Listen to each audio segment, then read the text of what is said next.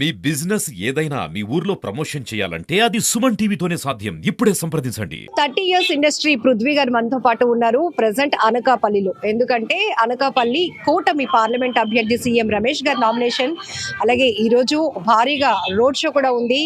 కేంద్ర రక్షణ మంత్రి రాజ్నాథ్ సింగ్ గారు కూడా రాబోతున్నారు. విజయీభవ పేరుతో జరగబోతున్న బహిరంగ సభ ఈ రోజైతే చాలా కీలకంగా ప్రతి చోట కూడా అనకాపల్లిలో కాషాయి జెండాలు రెపరెపలాడుతున్నాయని చెప్పొచ్చు. సో 30 ఇయర్స్ పృథ్వీ గారితో మాట్లాడదాం. సో ఇక్కడ అనకాపల్లిలోనికి వచ్చిన తర్వాత ఒకవైపు వెదర్ హాట్ గా ఉంటే మరొక వైపు ఎన్నికల ప్రచారం మరింత హాట్ గా మారిపోయింది. సార్ ఎట్లా ఉంది అసలు అనకాపల్లిలో? మీరు కూడా ప్రచారంలో పాల్గొనడానికి అవునండి, దగ్గర దగ్గర ఈ రోజు కాదండి, అనకాపల్లి రెండోసారి. ఆల్రెడీ గత 20 రోజులు 23 రోజులు పైన అయింది. మొత్తం అన్ని చోట్ల తిరుగుతూనే ఉన్నాం. సో మరలా ఈరోజు సీఎం రమేష్ గారు నామినేషన్ ఇవ్వడానికి నేను మళ్ళీ ఇక్కడ నుంచి మళ్ళీ మా క్యాంపెయిన్ స్టార్ట్ అవుతుంది. సో అనకాపల్లి బీజేపీకి అడ్డా కింద లెక్క. అనకాపల్లి నుంచి ఎంపీగా సీఎం రమేష్ గారు ఎందుకు గెలుస్తారంటే ఇక్కడ ఉన్న ప్రాబ్లం ఏంటంటే యూత్ అన్ఎంప్లాయ్మెంట్ ఎక్కువ ఉంది.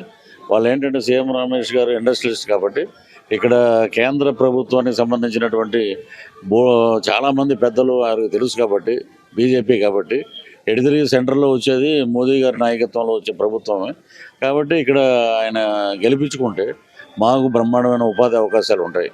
మా అనకాపల్లి అభివృద్ధి పదంలో ముందుకు తీసుకెళ్తుందని ఫస్ట్ ఎజెండా అదే. మీ మాటల్లోనే మా అనకాపల్లి అనే ఎజెండా కనపడుతోంది. సో మీకున్న నా అనకాపల్లి ఎందుకంటే ఉంటుంది, ఇక్కడ ఉన్న యూత్ అందరూ చాలామంది ఎంబీఏలు చేసిన వాళ్ళు, డిగ్రీలు చేసిన వాళ్ళు హైదరాబాద్లో డ్రైవర్లుగా పనిచేస్తున్నారండి. ఇక్కడ ఏంటంటే అంతకుముందు కోడిగుడ్డు మినిస్టర్ ఉన్నాడు ఇక్కడ. అందువల్ల మాకేం ఉపయోగం లేదండి, వీళ్ళ వల్ల మనకేం ఉపయోగం లేదు. అందరూ బయటికి వెళ్ళిపోయి మొత్తం అనకాపల్లి అని కాదు, ప్రతి నియోజకవర్గంలో చదువుకున్న వాళ్ళందరూ ఉపాధి అవకాశాలు లేక జాబ్ క్యాలెండర్స్ అన్నారు, ఏమీ లేవు. అందుకని వాళ్ళందరూ బయటికి వెళ్ళి పని చేసుకుంటున్నారు. ఈ ఎలక్షన్లో ఓటేస్తే మరలా మేము కూటమి ప్రభుత్వాన్ని తెచ్చుకుంటే మేమందరం ఇక్కడే మా తల్లిదండ్రులు చూసుకుని మేము ఉద్యోగం చేసుకోవచ్చు, స్వస్థలంలో ఉండొచ్చు అనే ఒక బ్రహ్మాండమైన నమ్మకంతో ఆల్రెడీ చాలామంది వచ్చేసారండి హైదరాబాద్ నుంచి. క్యాంపెయిన్లో పాల్గొంటున్నారు. ఓటు మటుకు బలంగా ఈసారి తీర్పు అద్భుతంగా ఉంటుంది.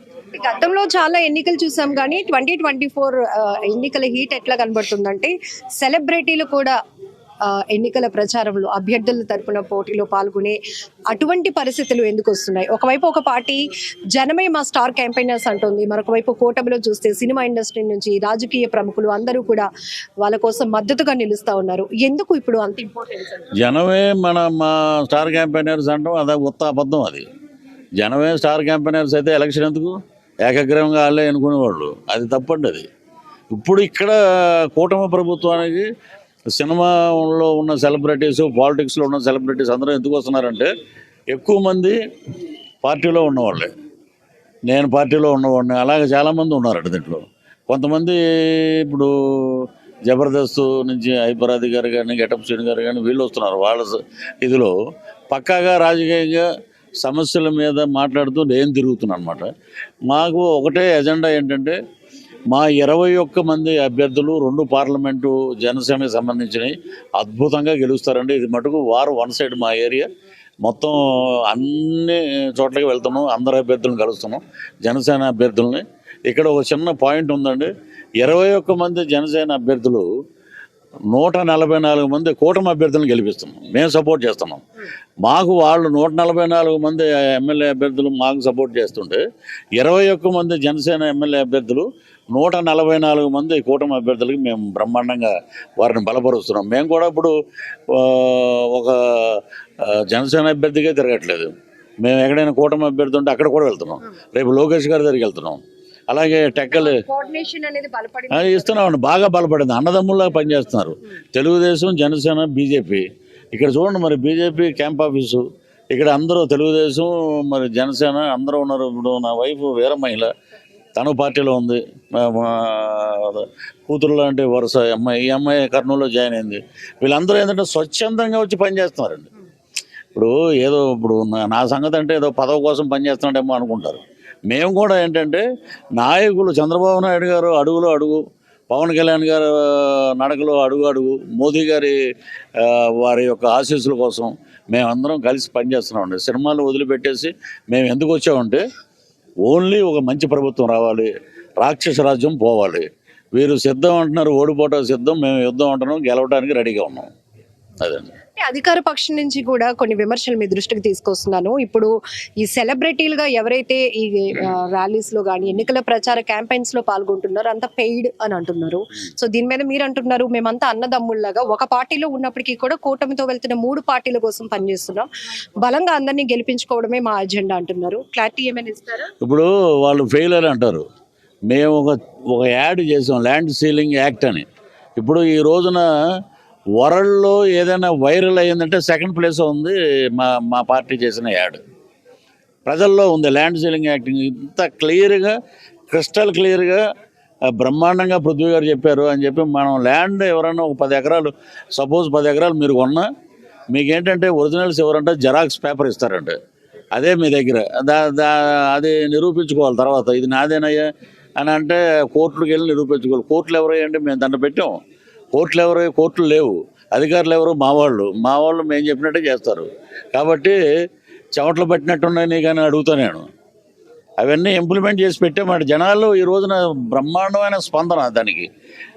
ఫ్యాన్ వేయమంటావా నారాయణ అని అంటే 5 ఏళ్ళ నుంచి ఫ్యాన్ వేస్తున్నారు కదండి, ఇంక వద్దులేండి అని అన్నారు. అంటే ఇది యాడ్లో యాక్ట్ చేసిన యాక్టర్ చెప్పిన మాట కదండి. ప్రజలు ఆంధ్ర రాష్ట్రం మొత్తం ముక్త కంఠంతో ఈ రోజున కూటమి వైపు పరిగెడుతున్నారండి.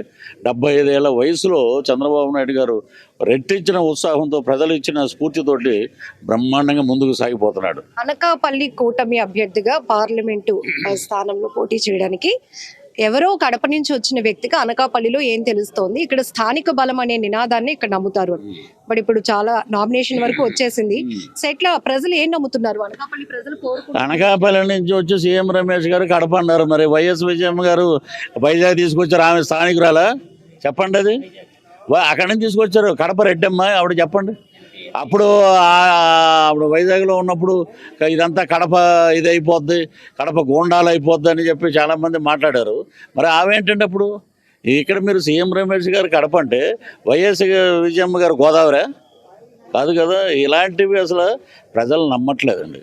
విభజించి పాలించి చేసే రాజకీయాలు బ్రిటిష్ వాళ్ళని తరిమి కొట్టి మనం స్వాతంత్రం తెచ్చుకున్నాం. వీళ్ళు ఏదో మాట్లాడినంత మాత్రాన ఏమీ జరగదు. కడప నుంచి వచ్చిన సీఎం రమేష్ గారు నివాస స్థలం అనకాపల్లి. పిఠాపురంలో పుట్టింది బాపట్ల, పునర్జన్మ కొండగట్టు, స్వస్థలం పవన్ కళ్యాణ్ గారిది పిఠాపురం.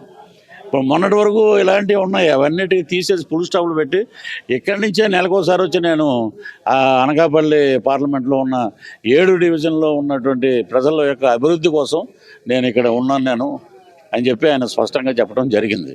ఇప్పుడు ఏంటంటే ఇప్పుడు అనకాపల్లి కూడా రేపు పొద్దునే ఉంటారు. అనకాపల్లి బెల్లానికి ప్రసిద్ధి. అద్భుతంగా కేంద్ర మంత్రి అయ్యారు, అద్భుతంగా డెవలప్మెంట్ జరిగింది. ఎవరు ఉన్నారంటే సీఎం రమేష్ గారు మా ఎంపీ అంటారు జనం. ఇవన్నీ వాళ్ళు ఏదో మాట్లాడతారండి.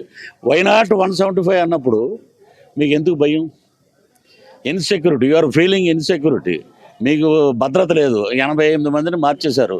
అది ఎవడో గెలుస్తాడో లేదో ఏంటో ఎవరికీ తెలియదు. వైనాట్ 175, వై 36 నేను చెప్తున్నాను. 136 అసెంబ్లీ స్థానాలు కూటమి అభ్యర్థులు, 21 పార్లమెంటు గంటాపదంగా గెలుచుకుంటారండి. ఇది తథ్యం. సీఎం రమేష్ గారు అనకాపల్లి అభివృద్ధి కోసం బ్రహ్మాండంగా పాటు చేస్తారు. ఇక్కడ ఆయన బీజేపీతో అత్యధిక మెజార్టీతో గెలిచి ఒకటే మీకు నిదానం చెప్తా. కొనతాల రామకృష్ణ గారు బ్రహ్మాండమైన వ్యక్తి. రామకృష్ణ గారికి అసెంబ్లీకి గాజు గ్లాస్ అండి అని అంటున్నారు ప్రజలు మీటింగ్లో. మరి ఎంపీ గారికి సీఎం రమేష్ గారు అంటే బీజేపీ కమలవండి అంటున్నారు. ప్రజల్లో అలా వెళ్ళిపోయిందండి ముద్రలు కానీ గుర్తులు కానీ. ప్రజల గురించి వాళ్ళ గురించి ఈ రోజున గూగుల్ వచ్చాక ప్రతిదీ సెర్చ్ చేసి చూస్తారండి ఎవడు మంచివాడు ఎవడేంటని. సో ప్రజలు వర్డిక్టు మా వైపే ఉంది. రానున్నది కూటమి ప్రభుత్వం, అద్భుతమైన మెజార్టీతోటి గెలుస్తారు. కాబట్టి రానున్నది బ్రహ్మాండమైన చంద్రన్న, పవన్ అన్న, బీజేపీ కలిపి ఒక ప్రభుత్వం వస్తుంది. ఆ ప్రభుత్వంలో అందరూ బాగుంటారు. ఇది 30 years ఇండస్ట్రీ పృథ్వీ గారి మాటల్లో విన్నారు. ఖచ్చితంగా అనకాపల్లి ప్రజలు అభివృద్ధిని కోరుకుంటున్నారు. స్థానికత లేకపోతే ఇంకొకరి నుంచి వచ్చారా అనే విషయాన్ని ఎప్పుడో మర్చిపోయారు. ఈ ఒక వ్యక్తి వల్ల అనకాపల్లి ప్రాంతం సూపర్ డెవలప్మెంట్ అవుతుంది అనేదే బలంగా మేము తీసుకెళ్తున్నాం. దాన్ని అనకాపల్లి ప్రజలు కూడా చాలా బలంగా నమ్ముతున్నారు అంటున్నారు.